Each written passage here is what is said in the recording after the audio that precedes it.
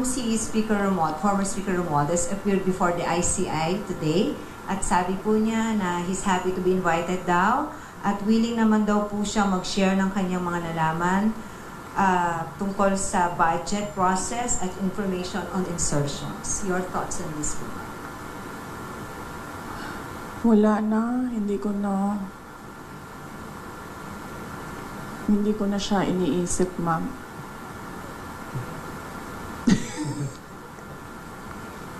Wala akong comment, ma'am, sa kanyang pag-attend Sa ICI. sa ICI. Or do you believe in the integrity of the ICI?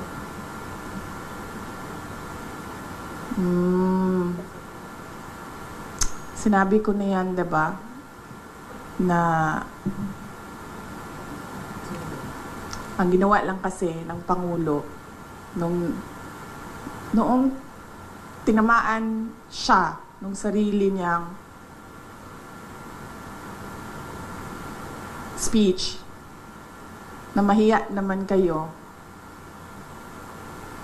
at nagalit yung mga tao. Ang ginawa lang niya ay magpalit ng House Speaker at ng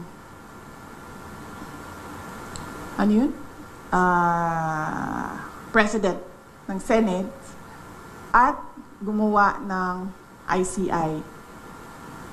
Pero hanggang ngayon, wala pa rin nananagot.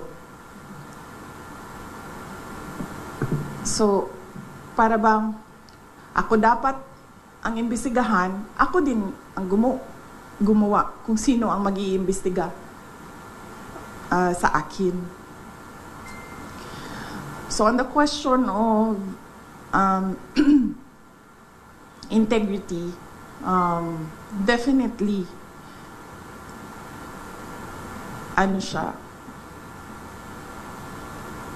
hindi siya reliable dahil ang Pangulo din ang gumawa. And again, going back to Mr. Bilyonaryo, bakit bilyonaryo yung pangalan ng ninyo? Meron ba kayong mga billion dyan sa kumpanya ninyo? Ganyan. Sabi ni Mr. Bilyonaryo, ano yung sabi mo, sir? Controlling the narrative. Yes, controlling the narrative. Okay. So, thank you. That wrap up our personal... Pinagbiyahe mo ako ng ganito kalayo, Mr. Kahinhinan, tapos i-wrap up mo lang ako ng... Okay, ma'am. Next question. Ito si Mr. Kahinhinan, ha? Ma'am, thank you for accommodating for more of our questions.